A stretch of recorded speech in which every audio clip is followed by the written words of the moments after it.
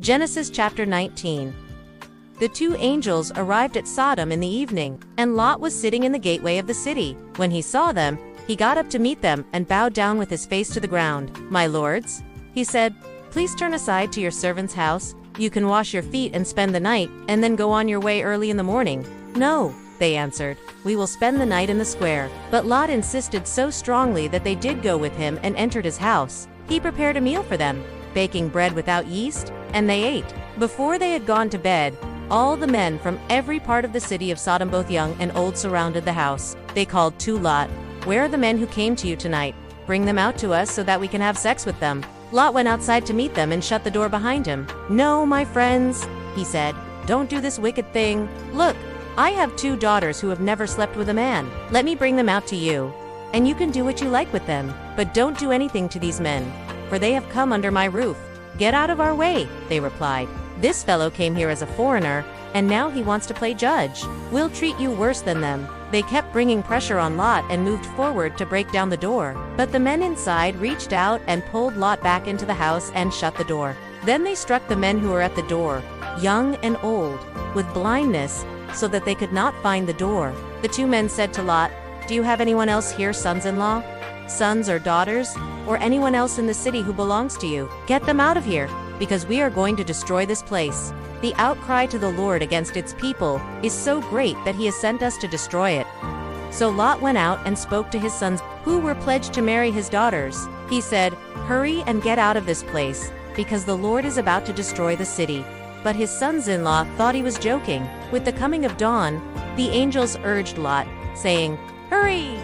Take your wife and your 2 daughters who are here, or you will be swept away when the city is punished." When he hesitated, the men grasped his hand and the hands of his wife and of his 2 daughters, and led them safely out of the city, for the Lord was merciful to them. As soon as they had brought them out, one of them said, "Flee for your lives. Don't look back, and don't stop anywhere in the plain. Flee to the mountains, or you will be swept away." But Lot said to them, "No, my lords, please. Your servant has found favor in your eyes, and you have shown great kindness to me by saving my life, but I can't flee to the mountains.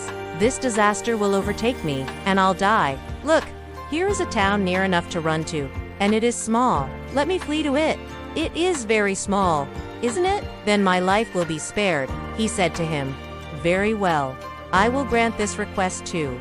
I will not overthrow the town you have mentioned." So Lot went to Zoar, while his wife and daughters went to the mountains. By the time Lot reached Zoar, the sun had risen over the land. Then the Lord rained down burning sulfur on Sodom and Gomorrah from the Lord out of the heavens.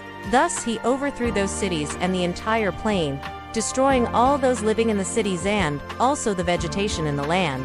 But Lot's wife, behind him, looked back, and she became a pillar of salt. Early the next morning, Abraham got up and returned to the place where he had stood before the Lord. He looked down toward Sodom and Gomorrah, toward all the land of the plain, and he saw dense smoke rising from the earth, like smoke from a furnace. So when God destroyed the cities of the plain, he remembered Abraham, and he brought Lot out of the catastrophe that overthrew the cities where Lot had lived. Lot and his 2 daughters left Zoar, and settled in the mountains, for he was afraid to stay in Zoar. He and his 2 daughters lived in a cave. One day, the older daughter said to the younger, "Our father is old, and there is no man around here to give us children, as is the custom all over the earth." So they got their father drunk with wine that night, and the older daughter went in and slept with him. He was not aware